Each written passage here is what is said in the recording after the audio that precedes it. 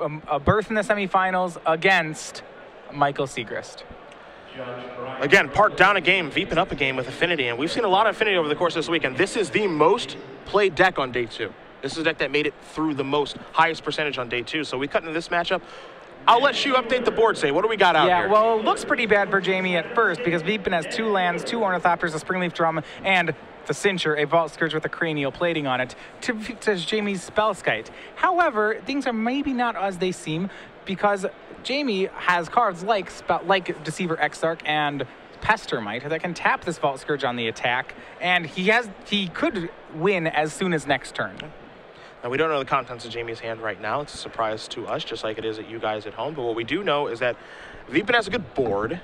Jamie has the potential to kill out of nowhere, and we're going to see how these events unfold as Vipin is playing very carefully, as you should when you play against Splinter Twin. So he's tapping 2 copies of Blinkmoth Nexus. He has an Arcbound Ravager in his hand that he's considering maybe deploying here. All right, so yeah, and one thing is if Vipin has a removal spell, he can play around. He can basically shut off Jamie's turn 4 kill. I don't believe he does, so it's possible the only line Vipin has is to just jam here and hope that it works.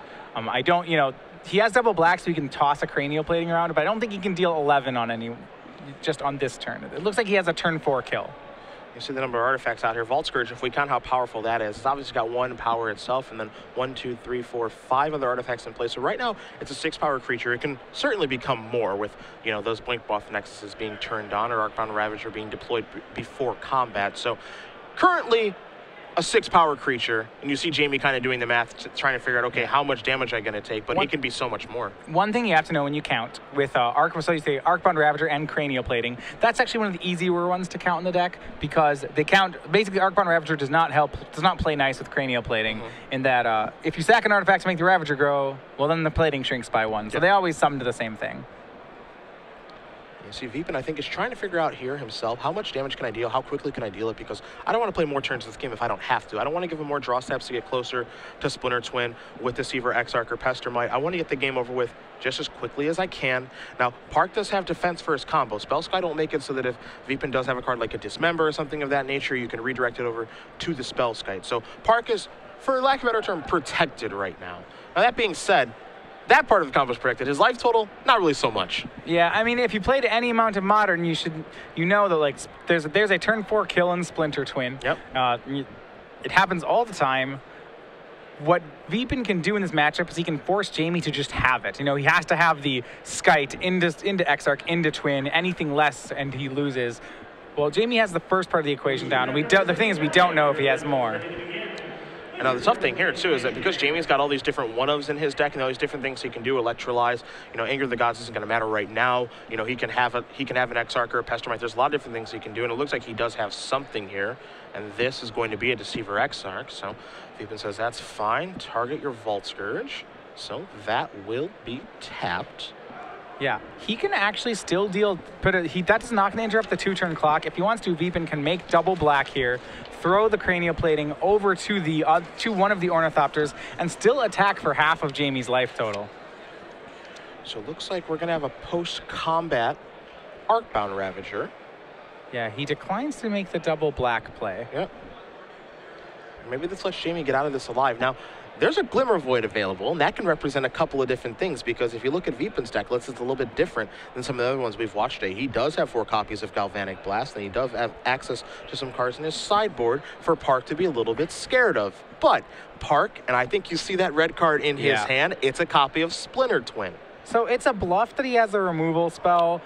The problem with that bluff is that Jamie has to call it, Well, also, Jamie has a Spellskite. Yeah, he has a Spellskite to Vipin's 1 card. The bluff doesn't actually work. And even if it did work, even if it was a real bluff, Jamie can't not go for it here. He's going to die. So if he has the Splinter Twin in the 4th land, he's just going to make it. Well, he's shown he has the 4th land, and he's playing a Steam Vents untapped. That's a 2nd red.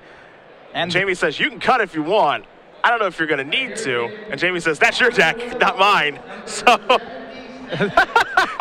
maybe a few nerves here. That's fine. Yeah. They're just laughing about it.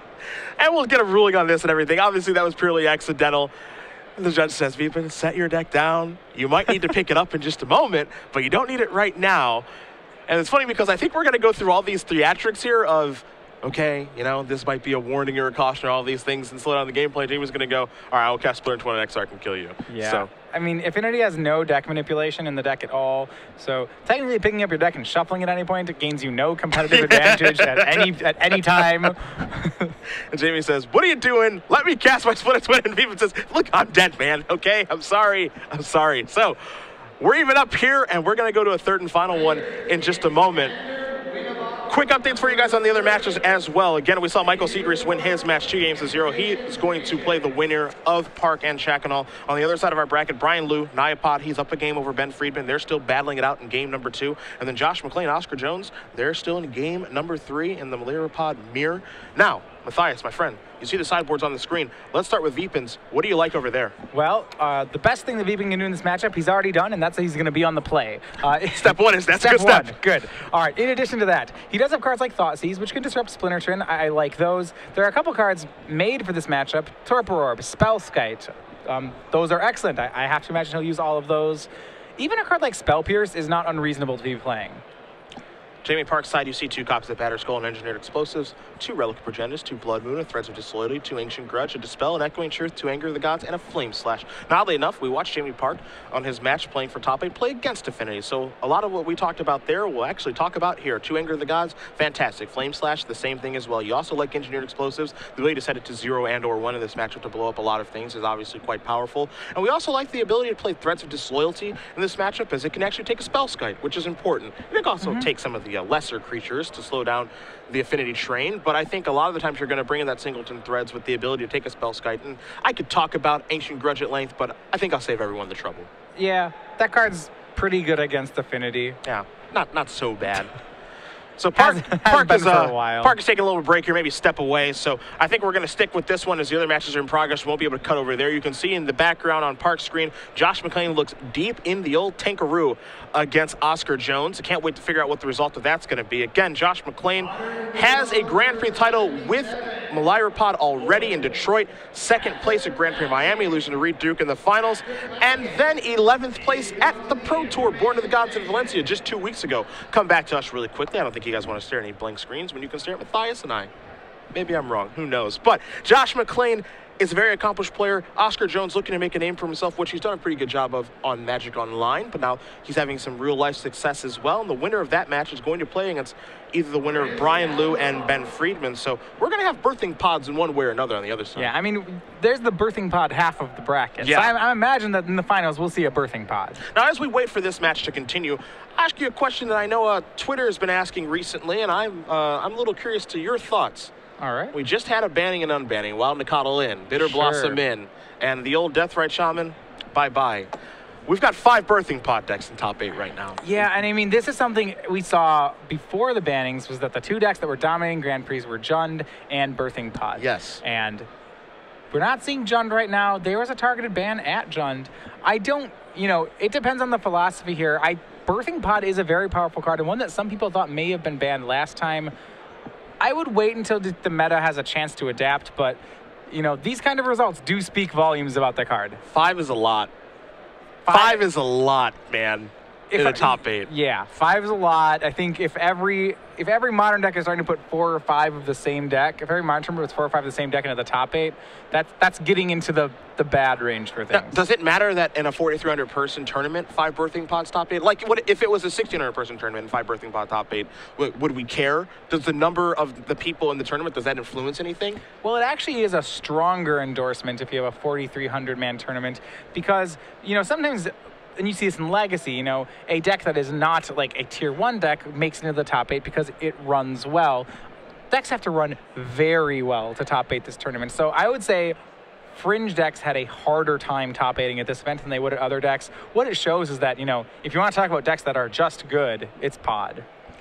Yeah, I think it was a great choice for this tournament. Obviously, you've got 5 in the top 8. We don't see Nyapod a ton, but we've even got 1 sliding in there. And we've got some pod masters playing what they know. Obviously, McLean does have a Grand Prix title with that deck. Ben Friedman has been playing this deck a little while as well. And we see, again, 5 copies of different birthing pod strategies make the top 8 of this tournament, along with 2 copies of Affinity. And Affinity we've seen win modern Grand Prix before, and it is a very powerful deck. I don't think anything needs to go from that because it is a pretty linear, aggressive deck that if you want to beat it, you can. It's not too tough. As we do have an update for you guys, my Josh McClain fans at home, you will be disappointed. Oscar Jones, your 2 seed, is moving through.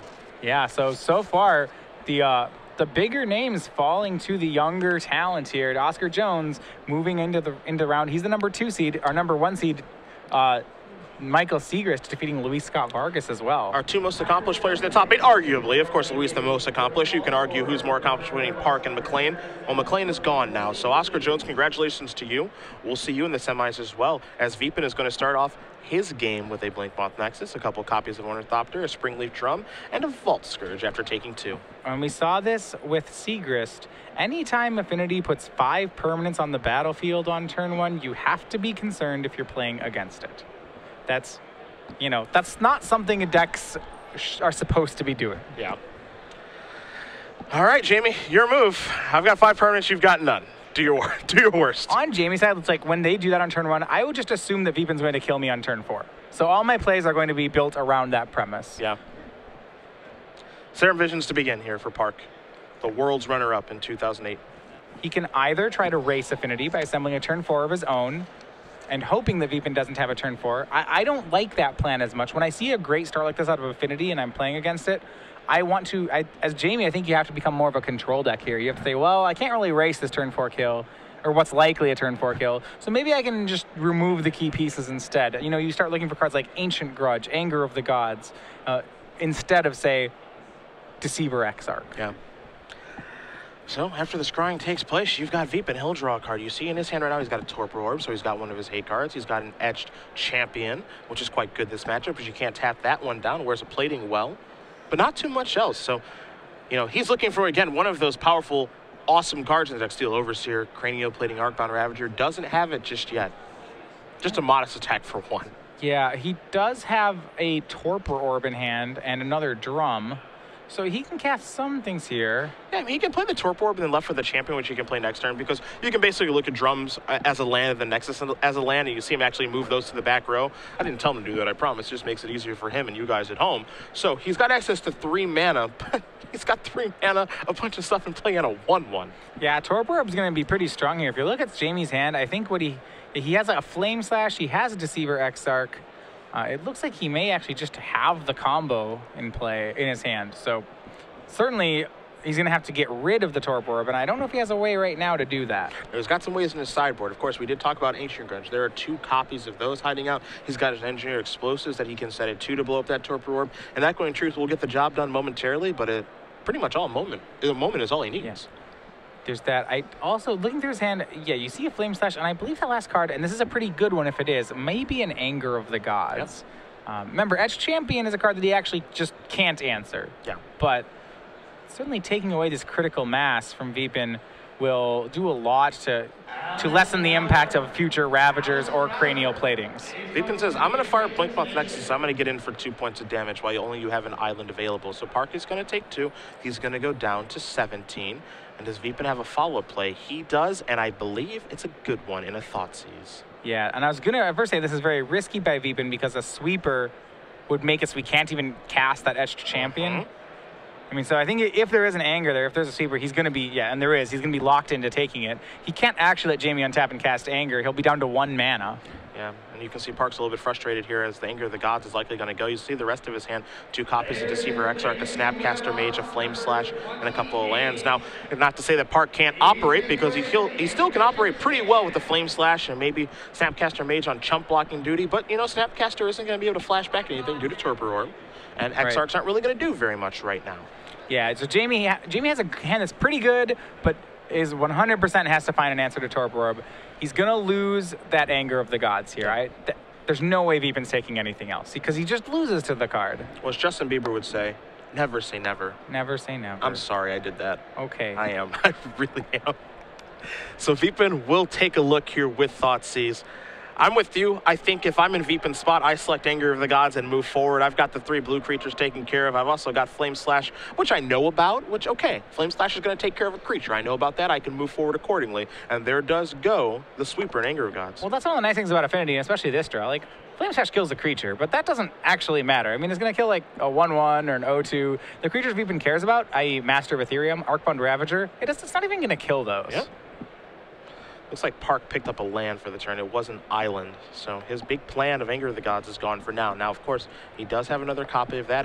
And if he is able to get Torpor Orb off of the table, then Snapcaster plus Anger of the Gods is a realistic play. But as we mentioned, I think priority number one here for Jamie, because it's not underneath a lot of pressure, is just getting Torpor Orb out of the way.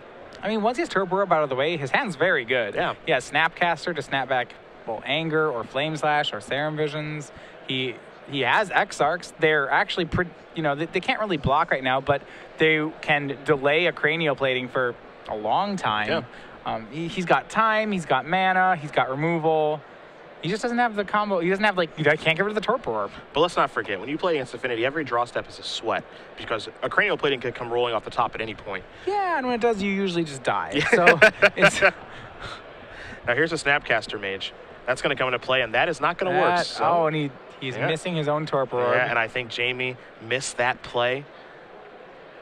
His setup here, Snapcaster Mage into Serum Visions to smooth things out, will not work as Vipin does point to the Torpor Orb. So a bit of a misstep there.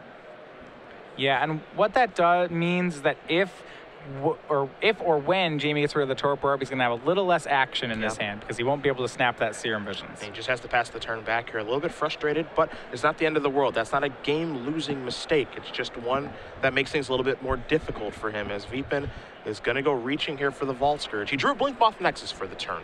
Yeah, and this is relevant. Vipin's actually getting a mass of flyers that's pretty threatening. So right now, Vault Scourge is 1. Etch Champion is going to be another unblockable 2. The pair of Blink Moths mean that actually Jamie's going to start taking 5 a turn. So I'm going to guess that while Jamie's at 16 right now, that it's actually a 3-turn clock. I have pretty good confidence that Vipin will be able to find some way to get that last point in here. So if I'm Jamie, I'm thinking about that way, thinking, okay, I'm on a 3-turn clock. There is the Etched Champion as Parke will take a draw. It's an island. He's on the hunt for an Ancient Grudge or an Engineered Explosives. This is one of the things that actually Patrick was talking about in one of our previous rounds. He thinks that when they finally finish their cycle of temples, the red-blue one, I think, will probably have the most effect in Modern. And like, it's board states like this that makes me inclined to agree. Yeah. I hadn't even considered that effect that it'll have on a different format as opposed to standard. I mean, red-blue certainly is the color pair, the combo pair, I'd say, in the format. I have to agree with you. So you see an attack here from the Vault Scourge and the Etched Champion. Of course, Snapcaster Mage can't get in front of the Champion Metalcraft. Yeah, so many times over. If you're Jamie, like, oh, that's great. He didn't activate the Blink Moths. You're like, oh no, he didn't activate the Blink Moths. Yes, that is not great because now another Etched Champion has shown up. So now Parke is underneath even more pressure that cannot be blocked. So what does Parke do now? Does he deploy one of those Deceiver Exarchs even though he doesn't get any value out of it? Well, they don't slow Vipin down at all. Yeah. I think you do because of mana efficiency. Say you draw the answer to that Torpor Orb, and maybe it's an Ancient Grudge, and you have 6 mana on that turn. You'd like to destroy the Torpor Orb and then immediately Splinter Twin the Exarch. You know, you can't waste time here. But as we see, there's no help on the way for Jamie. He has drawn yet another land. It's time to fire. I was going to say, it's time to fire away with that Flame Slash. I know it's not sexy killing a Vault Scourge with a Flame Slash, but you got to do what you got to do. Yeah, I mean, in all honesty, outside of Spellskite, Affinity doesn't have great targets for Flame Slash.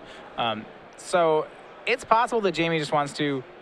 I mean, sometimes you want to fire it immediately at a Vault Scourge. I think he was waiting here because he wasn't under too much pressure, and he really didn't want to lose to a Spellskite. But now he's trying to keep Jamie off of a 2-turn clock, and by destroying Vault Scourge, it's only 6 damage on the table, so he possibly bought himself a turn. Yeah. That's one more turn for him to draw an Ancient Grudge or an Engineered Explosives. Vipin tapping a bunch of mana right now. He's going to say, you know what, Nexus? Let's do this. He's waiting patiently. Now, this would be an attack here for 6. That would put Parke down to 7. But if you take a look at that Scalding Tarn, yeah, makes it basically a 2-turn clock. Jamie just can't crack Scalding Tarn. Yeah. You know, he only uses it, which it's actually heads up that he didn't end step fetch the Scalding Tarn. Or that he's not going to. There you do see Blink Moth Nexus. 2 of those coming into the red zone right now. And Vipin says you take 6, you go down to 7. If you sacrifice that Scalding Tarn, I've got a lethal attack next turn. See a Deceiver Exarch in Jamie's hand, and the rest are lands. Let's see what he adds to it. That was either a Slash or a Grudge. Okay, I believe it's the Grudge. So what Jamie has to do is he needs to go runners here. He needs that Grudge, he needs a Grudge, and his next draw needs to be Splinter Twin, and he needs that Vipin not to have any more points of damage. But if all those things happen, Jamie will win on 1 life. Okay, that was okay. That draw was good for us. Okay, that's for Jamie. That draw kept the game going. Jamie Parke looks like he may be back in this. Attacking doesn't do very much right now, obviously, because the damage that he deals is incidental at best. You know, it's going to be all or nothing. As we do have a quick update for you guys in the other matchup, Brian Liu with Nyapod defeats Ben Friedman. The 6th seed is moving on to play against Oscar Jones, but let's keep our attention here. This has been a clinic on the downfall of the pro players. Luis Scott Vargas losing in 2, Josh McLean losing in 3, Ben Friedman losing in 2, Jamie Parke, the final pro player, still in the top 8 here. Are any of them going to move to the top 4? That's a good question, as Parke does come across for 3 points of damage. Vipin's going to go down to 17. Yeah, and of note, Jamie did not get the breeding pool ever, so he's not going to be able to flash back this Ancient Grudge. Yeah, but if he had, as we mentioned, if he had fetched, it's bad news bears, so Vipin's going to untap all those permanents. Unfortunately, because of the lands he drew, Kiki Jiki is not going to be an out here either. Ooh. And, well, I think his outs went from slim to none. So this gets really interesting, right? Because Spellskite's in Vipin's hand now, right? So Vipin could very easily just go, okay, I will play a Spellskite, attack you for 4, put you down to 3, which would allow Parke to kill Spellskite, search for breeding pool with the Scalding Tarn, and actually still be okay. Well, he still has to draw the Splinter Twin next turn. We still have already are on that. We still have some luck to have happen here. And it's not even Kiki Jiki, it's just Splinter Twin. Yes. Well, no. Does he have a stomping ground? He can get Stomping Ground on end step. He has one more fetch in his hand. He could get Mountain. So actually Kiki Jiki becomes an out now. Okay, so. Okay. All right. You see Parke. So what's actually true here is that as odd as this sounds, I think the Spellskite is not a good play here. So if you just swung for 6, Jamie would have to go to 1. He just would have to draw Splinter Twin, nothing else. Because he played Spellskite and you give Jamie extra life, he now can draw Splinter Twin or Kiki Jiki as an out. So actually it's odd. By playing Spellskite against the Twin deck, you gave them more outs. I agree. Which, yeah, that's not counterintuitive at all. Now we see a Nexus is going to go active here. And Vipin says, all right, it's time for me to attack you.